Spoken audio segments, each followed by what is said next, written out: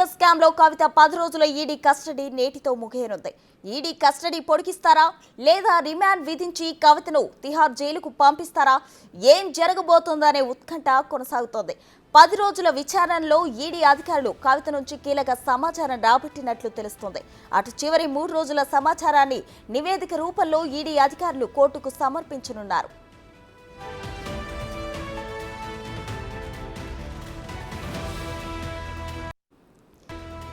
మరోవైపు తిహార్ జైల్లో సమీర్ మహేంద్రను ఆదివారం ఈడీ అధికారులు విచారించారు. ఆయన ఇచ్చిన సమాచారం ఆధారంగానే కవిత కేజ్రీవాల్ ఈడీ విచారించినట్లు సమాచారం. ఇప్పటికే మొదటి 7 రోజులు కవిత సహకరించలేదని ఈడీ అధికారులు ఇప్పటికే రౌస్ అవెన్యూ న్యాయమూర్తికి వివరించారు. చివరి 3 రోజుల్లో ఈడీకి సహకరించిందా, వారు అడిగిన ప్రశ్నలకు సమాధానం చెప్పిందా అనేది ఇవాళ కోర్టులో హాజరుపరిచాక తేలనుంది. మరిన్ని వివరాలు మా ప్రతినిధి శివ ఢిల్లీ నుండి లైవ్ లో అందించడానికి సిద్ధంగా ఉన్నారు. శివ, చెప్పండి. అయితే ఢిల్లీ లిక్కర్ స్కామ్ కు సంబంధించి తిహార్ జైల్లో ఇప్పటికే సమీర్ మహేంద్ర ఉన్నారు. ఆయనకు ఇంకా అరవింద్ కేజ్రీవాల్ కు ఇంకా కవితకు మధ్య ఉన్న లింక్స్ ఏంటి? ప్రస్తుతం ఢిల్లీ లిక్కర్ స్కామ్ కేసులో ఆరోపణల నేపథ్యంలో కవితను ఈడీ అధికారులు అరెస్ట్ చేశారు. అరెస్ట్ చేసిన నేపథ్యంలో ఈడీ కస్టడీ కొనసాగుతోంది.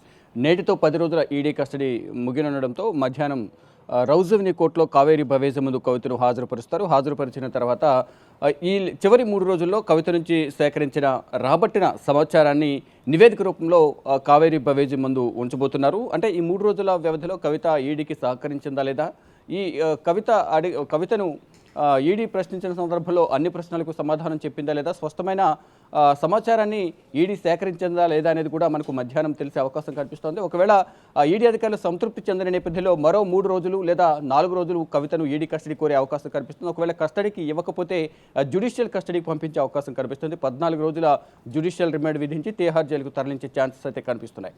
మొత్తం ఇప్పటి వరకు కూడా 10 రోజుల ఈడీ కస్టడీలో ఉన్నారు కవిత. మొదటి 7 రోజుల ఈడీ కస్టడీలో స్పష్టమైన సమాధానాలు, స్పష్టమైన సమాచారాన్ని ఇవ్వలేదనేది గతంలో రౌస్ అవెన్యూ కోర్టులో ప్రవేశపెట్టిన సందర్భంలో కావేరీ భవేజ ముందు ఈడీ అధికారులు వాదనలు వినిపించారు. వారి కుటుంబ సభ్యుల వ్యాపార లావాదేవీలు, బ్యాంక్ స్టేట్మెంట్లు ఇమ్మని అడిగాము, దానికి సరిగా స్పందించలేదు. మరోవైపు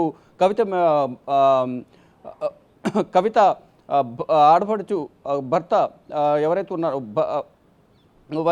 రిలేటివ్ ఎవరైతే ఉన్నారో మేకా శ్రీచరణ్కి సంబంధించి కూడా ఆర్థిక వ్యాపారాలు, లావాదేవీలు, వ్యాపారానికి సంబంధించి కూడా మొత్తం డీటెయిల్స్ అడిగిన నేపథ్యంలో తన గురించి ఏం తెలియదని చెప్పారు. అంటే కవిత మేనకోడలి భర్త మేకా శ్రీచరణ్ తన గురించి సంబంధించి కూడా డీటెయిల్స్ ఏం తన దగ్గర లేవని తెలిపిన నేపథ్యంలోనే హైదరాబాద్ వెళ్ళి మేకా శ్రీచరణ్ నివాసంలో సోదాలు నిర్వహించారు. అక్కడి నుంచి కూడా కొంత సమాచారాన్ని సేకరించినట్లుగా తెలుస్తోంది. శ్రీచరణ్ కూడా ఢిల్లీ తరలించే ఛాన్సెస్ అయితే కనిపిస్తున్నాయి. దీనిలో భాగంగానే గతంలో కస్టడీ ముగిసిన సందర్భంలో సమీర్ మహేంద్రను, శ్రీచరణ్ కూడా కలిపి విచారించాలనేది ఇటు ఈడీ తరపున న్యాయవాదులు వాదనలు వినిపించారు. ఫైనల్గా ఆదివారం సమీర్ మహేంద్రను తిహార్ జైల్లోనే విచారించి నిన్న కవితను, అరవింద్ కేజ్రీవాల్ను, సమీర్ మహేంద్ర ఏదైతే స్టేట్మెంట్ ఇచ్చారో ఆ సమాచారాన్ని సేకరించిన ఈడీ అధికారులు వీరిద్దరిని విడివిడిగా విచారించిన తర్వాత కలిపి కూడా నన్ను విచారించారు అనేది ప్రధానంగా సమాచారం అయితే అందుతుంది. అంటే ఈ కలిపి విచారించడం ద్వారా ఎంతమేర కీలక సమాచారం రాబట్టారు అనేది కూడా మనకి ఈరోజు తెలిసే అవకాశం అయితే కనిపిస్తోంది. అంటే ఈరోజు స్టేట్మెంట్ రికార్డ్ చేసి ఎలాగో రౌస్ అవెన్యూ కోర్టులో ప్రొడ్యూస్ చేస్తారు కాబట్టి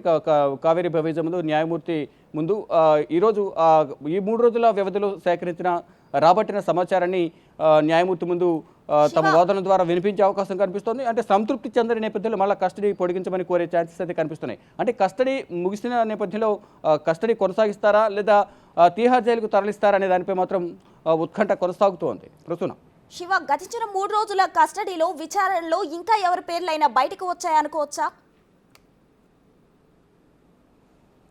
రైట్, మొదటి నుంచి చూసుకుంటే కనుక ఈ ఢిల్లీ లిక్కర్ స్కామ్లో ఎవరైతే ఆరోపణలు ఎదుర్కొని నిందితులుగా ఉన్నారో, కొంతమంది అప్రూవర్గా మారారు, కొంతమంది ఇంకా తిహార్ జైల్లోనే ఉన్నారు. దానిలో ప్రధానంగా మనీష్ సిసోడియా, సంజయ్ సింగ్, సమీర్ మహేంద్ర వీరి ముగ్గురు కూడా కీలకంగా వ్యవహరించారు.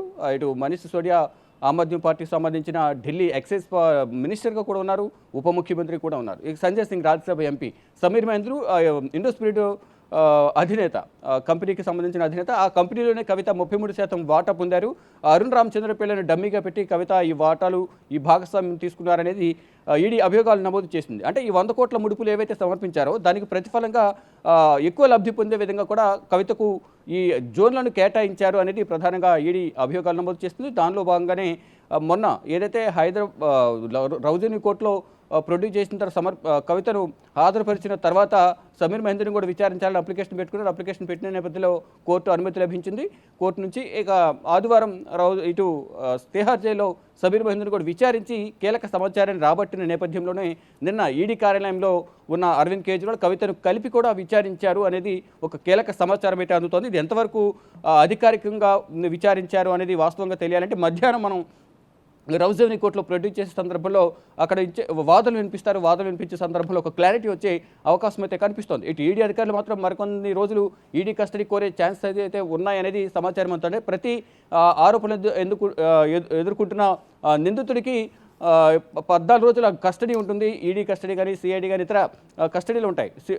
ఈ కస్టడీ నేపథ్యంలో ఇప్పటివరకు 10 రోజులు ముగిసిన నేపథ్యంలో మరొక 4 రోజులు ఉంది కాబట్టి ఇంకో 4 రోజులు కోరతారా, లేకపోతే న్యాయమూర్తి 2 రోజులు లేదా 3 రోజులు కస్టడీ ఇస్తారనేది కూడా చూడాల్సింది. ఒక కస్టడీ తిరస్కరిస్తే మాత్రం నేరుగా తిహార్ జైలుకు 14 రోజులు జ్యుడిషియల్ రిమాండ్ ఇస్తారు.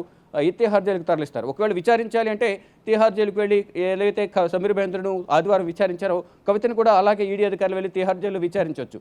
మొత్తం ఇక అరవింద్ కేజ్రీవాల్కి సంబంధించి కూడా మొన్న మొత్తం ఎల్లుండితో అరవింద్ కేజ్రీవాల్ కూడా ఈడీ కస్టడీ ముగియబోతుంది. మళ్ళీ కస్టడీ పొడిగించే ఛాన్స్ ఉంది. ఇక ఈ 6 రోజుల వ్యవధిలో అరవింద్ కేజ్రీవాల్ను ఏ విషయాలపై చర్చించారు, ఎంత సమాచారం రాబట్టారనేది 28వ తేదీన కోర్టులో హాజరుపరిచిన తర్వాత న్యాయమూర్తి ముందు వారు ఒక నివేదిక రూపంలో స్టేట్మెంట్ను సమర్పించే అవకాశం కనిపిస్తుంది. తర్వాత కస్టడీ పొడిగించాలనే దానిపై కూడా ఇటు ఈడీ అరవింద్ కేజ్రీవాల్ తరపున కూడా వాదనలు ప్రతివాదనలు కొనసాగే అవకాశం అయితే ప్రధానంగా ఉంది. మొత్తంగా చూసుకుంటే కవిత ఈడీ 10 రోజుల కస్టడీ నేటితో ముగియబోతోంది. మధ్యాహ్నం రౌజోని కోర్టులో ప్రొడ్యూస్ చేయబోతున్నారు. ప్రొడ్యూస్ చేసిన తర్వాత కవిత దాఖలు చేసిన బెయిల్ పిటిషన్పై కూడా విచారణ కొనసాగించబోతున్నారు రౌజోని కోర్టు న్యాయమూర్తి కావేరి బవేజా. చూడాలి మరి ఏం జరగబోతుంది. బెయిల్ పిటిషన్పై ఎటువంటి వాదనలు వినిపించబోతున్నారు. మరోవైపు ఈ చివరి 3 రోజుల్లో ఈడీ అధికారులు కవిత నుంచి ఎటువంటి సమాచారం రాబట్టారనేది కూడా కీలకంగా మారింది. కవిత కస్టడీ పొడిగిస్తారా లేక తిహార్ జైలుకు తరలిస్తారా అనే దానిపై కూడా ఇటు బీఆర్ఎస్ నేతలు కానీ ఇతర వర్గాల్లో కూడా కీలకమైన చర్చ అయితే కొనసాగుతూ ఉంది. Prasuna. Right Shiva, thank you.